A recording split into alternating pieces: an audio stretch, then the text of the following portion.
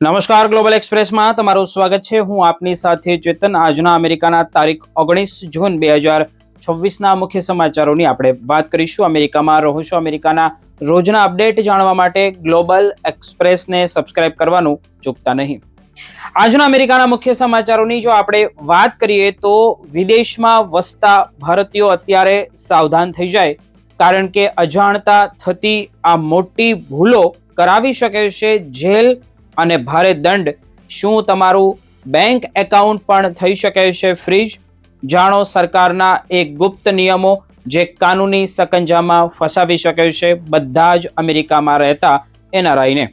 આ પછીના સમાચારોની આગળ વાત કરીએ તો ફોટોગ્રાફીનો શોખ કે કાળનો પંજો?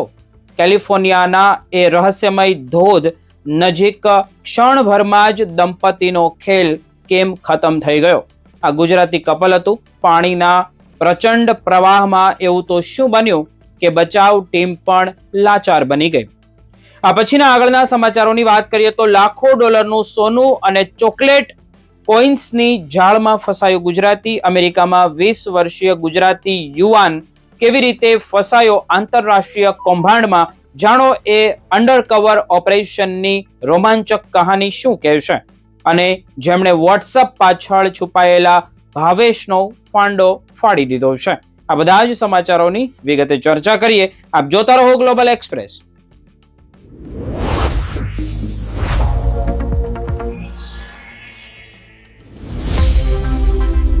જો તમે America, Canada, UK, Australia, UAE કે અન્ય કોઈ પણ દેશમાં રહેતા એનઆરઆઈ છો તો આ સમાચાર તમારા માટે અત્યંત મહત્વના છે.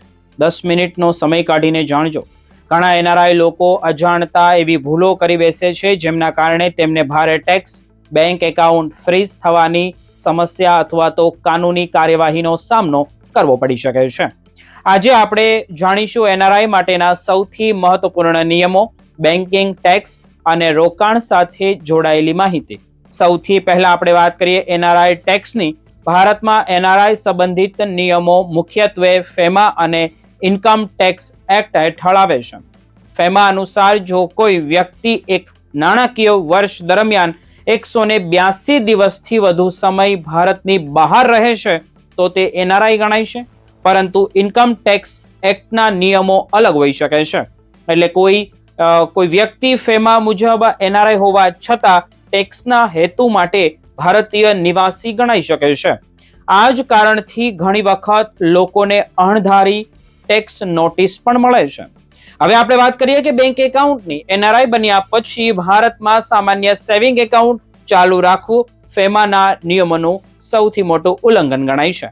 જો ખાતું સમયસર એનઆરઈ અથવા તો એનઆરઓ ખાતામાં કન્વર્ટ ન કરવામાં આવે તો બેંક તેને ફ્રીઝ કરી શકે છે. કેટલાક કિસ્સાઓમાં ભારે દંડ પણ લાગી શકે છે. તેથી એનઆરઆઈ બનતાની સાથે જ બેંકને જાણ કરવી ખૂબ જરૂરી છે. એનઆરઆઈ માટે 3 મુખ્ય પ્રકારના ખાતા ઉપલબ્ધ છે. એનઆરઈ એકાઉન્ટમાં વિદેશની કમાણી જમા કરી શકાય છે અને તેના પર મળતું વ્યાજ ભારતમાં સંપૂર્ણપણે ટેક્સ ફ્રી હોય છે. એનઆરઓ એકાઉન્ટ ભારતમાં મળતી આવક જેવી કે ભાડું, પેન્શન અથવા તો ડિવિડન્ડ માટે ઉપયોગી છે, પરંતુ તેના વ્યાજ પર ટેક્સ અને ટીડીએસ લાગુ પડે છે. જ્યારે એફસીએનઆર એકાઉન્ટમાં રકમ વિદેશી ચલણમાં જ રાખવામાં આવે છે, જેમના કારણે કરન્સી એક્સચેન્જના જોખમથી બચી શકાય છે. પૈસા ટ્રાન્સફર કરવાના નિયમો પણ મહત્વના છે. વિદેશથી ભારતના પૈસા મોકલવા પર કોઈ મહત્તમ મર્યાદા નથી, પરંતુ એનઆરઓ ખાતામાંથી વિદેશ પૈસા મોકલવાની જે વાર્ષિક મર્યાદા $1 મિલિયન અમેરિકન છે. આ માટે ફોર્મ 15CA અને ફોર્મ 15CB જેવી પ્રક્રિયા સંપૂર્ણપણે ફરજિયાત બને છે. રોકાણની વાત આપણે કરીએ તો એનઆરઆઈ માટે લોકો મ્યુચ્યુઅલ ફંડ, શેર બજાર અને ફિક્સ ડિપોઝિટમાં રોકાણ કરી શકે છે. શેર બજારમાં રોકાણ માટે PIS એકાઉન્ટ જરૂરી છે અને એનઆરઈ ફિક્સ ડિપોઝિટનું વ્યાજ ટેક્સ ફ્રી હોય છે, જ્યારે એનઆરઓ એફડીના વ્યાજ પર ટેક્સ લાગુ પડે છે. પીપીએફ અંગે ખાસ નિયમ છે કે એનઆરઆઈએ નવું પીપીએફ ખાતું ખોલાવી શકતા નથી, પરંતુ અગાઉથી ચાલતું ખાતું તેમની મુદત સુધી ચાલુ રાખી શકે છે. પ્રોપર્ટી ખરીદવા ઈચ્છતા એનઆરઆઈ માટે પણ સારા સમાચાર સામે આવ્યા છે. તેઓ ભારતમાં રહેઠાણ અને જે કોમર્શિયલ પ્રોપર્ટી આરબીઆઈની મંજૂરી વગર ખરીદી શકે છે. જો કે ખેતીની જમીન કે પ્લાન્ટેશન પ્રોપર્ટી કે પછી ફાર્મ હાઉસ ખરીદવાની મંજૂરી નથી. તમામ ચૂકવણી બેન્કિંગ ચેનલ દ્વારા જ કરવી જરૂરી છે. ટેક્સની વાતો કરીએ તો એનઆરઆઈ વ્યક્તિએ માત્ર ભારતમાં મળતી અથવા તો ભારતમાં કમાયેલી આવક પર જ ટેક્સ ચૂકવવાનો હોય છે. વિદેશમાં મળતી સેલેરી અને વિદેશી રોકાણની આવક પર ભારતમાં ટેક્સ લાગતો નથી. જો વધારે ટીડીએસ કપાઈ ગયો હોય તો આઈટીઆર ફાઇલ કરીને રિફંડ મેળવી શકાય છે. એનઆરઆઈ માટે આઈટીઆર 2 અથવા તો આઈટીઆર 3 ફાઇલ કરવાનું જરૂરી બને છે.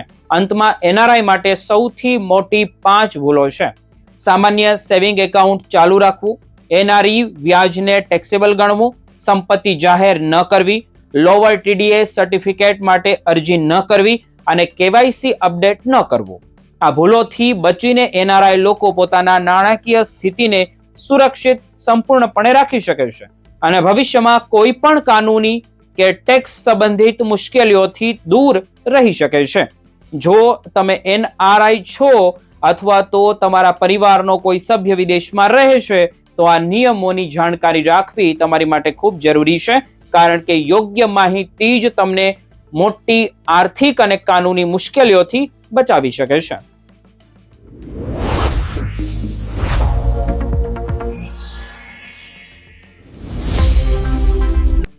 અમેરિકામાં એક હૃદયદ્રાવક ઘટના સામે આવી છે, જ્યાં ફોટોગ્રાફ લેવાના પ્રયાસ દરમિયાન એક ગુજરાતી દંપતીનું પાણીમાં ડૂબી જવાથી કરુણ મોત થયું છે. આ દુર્ઘટનાએ માત્ર તેમના પરિવારજનોને જ નહીં પરંતુ અમેરિકામાં વસતા ગુજરાતી સમુદાયને પણ શોકમાં ગરકાવ કરી દીધો છે. મળતી માહિતી મુજબ આપણે જોઈએ તો 30 વર્ષીય પાર્થ પટેલ અને તેમની પત્ની 30 વર્ષીય ધરતી પટેલ કેલિફોર્નિયાના સેન્ટ માર્ટિન વિસ્તારના રહેવાસી હતા. ગત મહિને મેમોરિયલ ડે હોલિડે દરમિયાન તેઓ કુદરતી સૌંદર્યની મજા માણવા માટે કિંગ્સ નેશનલ પાર્ક પહોંચ્યા હતા, પરંતુ આ પ્રવાસ તેમના જીવનનો છેલ્લો પ્રવાસ સાબિત થયો. અહેવાલો અનુસાર 25 મેના રોજ આ ઘટના કિંગ્સ નેશનલ પાર્કના જે કેડર ગ્રોવ વિસ્તારમાં આવેલા પ્રખ્યાત રોરિંગ રિવર ફોલ્સ ખાતે બની હતી. સ્થાનિક મીડિયા અને ઘટના સ્થળે હાજર રહેલા એક વ્યક્તિની સોશિયલ મીડિયા પોસ્ટ મુજબ ધરતી પટેલ ધોધની નજીક ઊભી રહીને ફોટોગ્રાફ લેવાનો પ્રયાસ કરી રહી હતી. આ દરમિયાન તેનો પગ લપસણા પથ્થર પર સરકી ગયો અને તે અચાનક જ પાણીના પ્રચંડ પ્રવાહમાં તણાઈ ગઈ હતી. પત્નીને મુશ્કેલીમાં જોઈને પાર્થ પટેલે વિલંબ કર્યા વગર તેને બચાવવા માટે પાણીમાં ઝંપલાવ્યું હતું, પરંતુ થોડા જ પળમાં બંને પાણીના જોરદાર પ્રવાહમાં ફસાઈ ગયા હતા. પ્રાથમિક માહિતી મુજબ એવી શક્યતા વ્યક્ત કરવામાં આવી રહી છે કે બંનેમાંથી કોઈને તરતા આવડતું નહોતું અથવા તો પાણીના અસાધારણ પ્રવાહ અને ઠંડા તાપમાનનો સામનો કરી શક્યા નહોતા. પરિણામે ગણતરીની સેકન્ડોમાં જ બંને પાણીમાં ડૂબી ગયા હતા. ઘટનાની જાણ થતાં બચાવ ટીમો તાત્કાલિક સ્થળે પહોંચી હતી, પરંતુ ત્યાં સુધીમાં ઘણું બધું મોડું થઈ ચૂક્યું હતું. ફ્રેસ્નો કાઉન્ટી શેરીફ ઓફિસે આ ઘટનાની તપાસ હાથ ધરી હતી અને જણાવ્યું હતું કે અત્યાર સુધીની તપાસમાં આ મોત અકસ્માતે થયા હોવાનું સ્પષ્ટ થયું છે. અધિકારીઓએ સોશિયલ મીડિયા પર કરવામાં આવેલા દાવાઓ અંગે કોઈ સત્તાવાર ટિપ્પણી કરી નથી, પરંતુ સ્થાનિક મીડિયા રિપોર્ટ મુજબ મૃતકોના શરીર પર કોઈ ઈજાના નિશાન મળ્યા નહોતા. આથી તેમના પર કોઈ હુમલો થયો હોવાની કે અન્ય કોઈ ગુનાહિત પ્રવૃત્તિ જે સંકળાયેલી હોવાની શક્યતાઓ નકારી કાઢવામાં આવી છે. નોંધનીય બાબત તો એ છે કે ઘટનાના લગભગ 1 અઠવાડિયા સુધી અધિકારીઓએ મૃતકની ઓળખ જાહેર કરી નહોતી. ત્યારબાદ જાણવા મળ્યું કે બંને ભારતીય મૂળના ગુજરાતી દંપતી હતા અને કેલિફોર્નિયામાં રહેતા હતા. પોલીસે તેમની ઉંમર અને રહેઠાણ સિવાય અન્ય કોઈ વ્યક્તિગત માહિતી અથવા તો ફોટોગ્રાફ્સ જાહેર કર્યા નથી. કિંગ્સ નેશનલ પાર્કના જે પ્રવક્તાએ જણાવ્યું કે રોરિંગ રિવર ફોલ્સ વિસ્તાર પ્રવાસીઓ માટે ખૂબ જ આકર્ષક છે, પરંતુ એટલો જ જોખમી પણ સાબિત થાય છે. ખાસ કરીને વસંત અને ઉનાળાની શરૂઆત દરમિયાન બરફ પીગળવાના કારણે અહીં પાણીનો પ્રવાહ સૌથી વધારે એટલે કે અત્યંત તેજ બની જાય છે. ધોધની જે આસપાસના પથ્થરો ખૂબ જ લપસણા હોય છે અને એક નાની ભૂલ પણ જીવલેણ સાબિત થઈ શકે છે. વધુમાં અહીંનું પાણી અત્યંત ઠંડુ હોવાને કારણે તેમાં પડનાર વ્યક્તિ માટે પોતાને સંભાળવું અત્યંત મુશ્કેલ બની જાય છે. અધિકારીઓએ જણાવ્યું કે ભૂતકાળના જે પણ આ સ્થળે અનેક લોકો પાણીમાં ડૂબી જવાથી પોતાના જીવ ગુમાવી ચૂક્યા છે, તેમાં ઘણા શામિલ છે. આ દુઃખદ ઘટના પ્રવાસીઓ માટે એક ગંભીર ચેતવણી સમાન છે. કુદરતી સ્થળોની મુલાકાત દરમિયાન ફોટોગ્રાફી કે સેલ્ફી લેવાની ઉતાવળમાં સલામતીના નિયમોને અવગણવા ન જોઈએ. મિત્રો, પાર્થ અને ધરતી પટેલનું અકાળે થયેલું નિધન દરેક માટે એક કરુણ યાદ અપાવશે કે કુદરતની સુંદરતા વચ્ચે જોખમ છુપાયેલું હોઈ શકે છે અને સાવચેતી જ સૌથી મોટું રક્ષણ ગણી શકાય.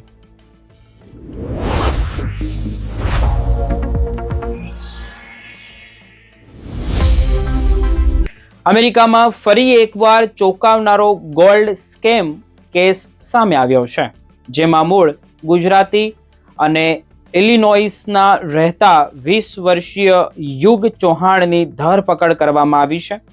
મિશિગન પોલીસના જણાવ્યા અનુસાર આપણે જોઈએ તો યુગ ચૌહાણ એક એવા આંતરરાષ્ટ્રીય ઠગાઈના નેટવર્ક સાથે સંકળાયેલો હોવાની શંકા વ્યક્ત કરવામાં આવી છે, જે અમેરિકાના વડીલોને નિશાન બનાવીને લાખો ડોલરની છેતરપિંડી કરી રહ્યા છે. હાલ યુગ કેન્ટ કાઉન્ટી જેલમાં બંધ છે અને તેના પર $1 લાખ બોન્ડ મૂકવામાં આવ્યો છે.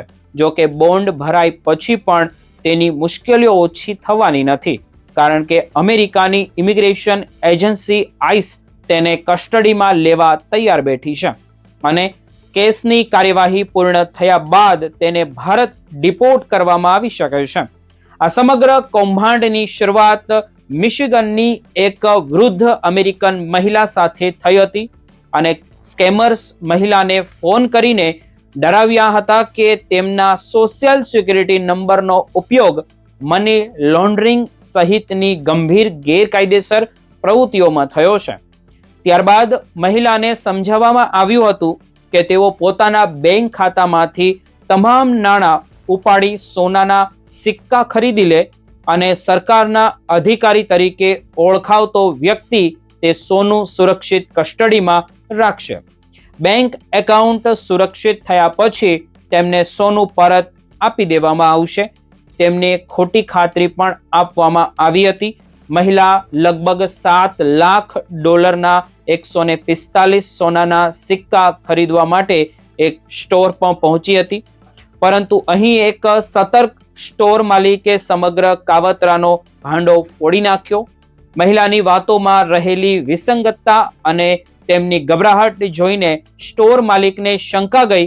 જ્યારે સિક્કા તૈયાર કરવામાં 5 દિવસ લાગશે એવું જણાવ્યું ત્યારે મહિલા અત્યંત ચિંતિત થઈ ગઈ હતી.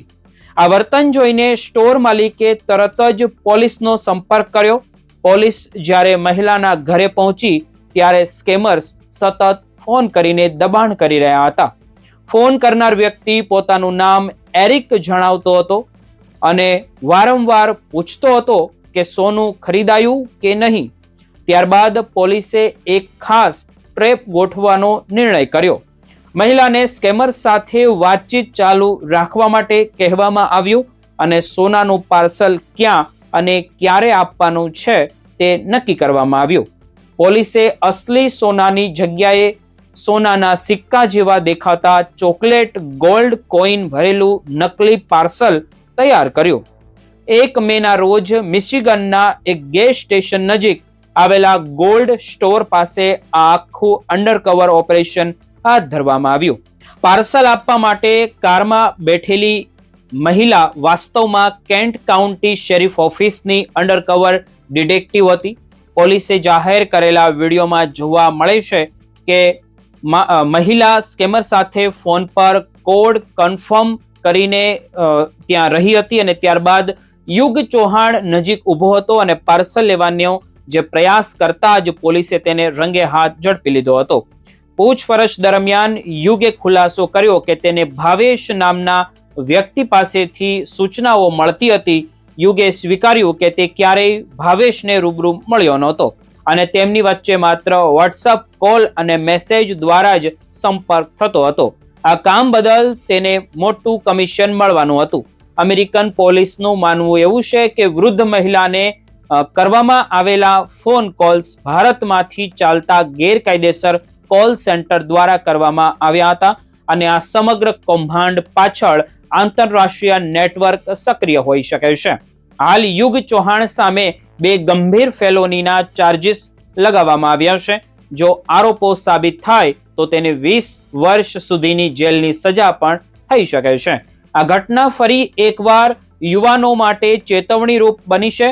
સરળ અને ઝડપી કમાણીના લાભોમાં આવીને જે ઘણા લોકો આવા નેટવર્કમાં ફસાઈ જાય છે અને અંતે જેલ કે ડિપોર્ટેશન જેવી ગંભીર પરિસ્થિતિનો સામનો કરવો પડી શકે છે. તેને અમેરિકન સત્તાવાળાઓએ લોકોને પણ અપીલ કરી છે કે social security number, bank account અથવા તો સરકારી તપાસના નામે આવતા કોઈ પણ શંકાસ્પદ ફોન કોલ્સ પર વિશ્વાસ ન કરે અને તાત્કાલિક પોલીસને જાણ કરે.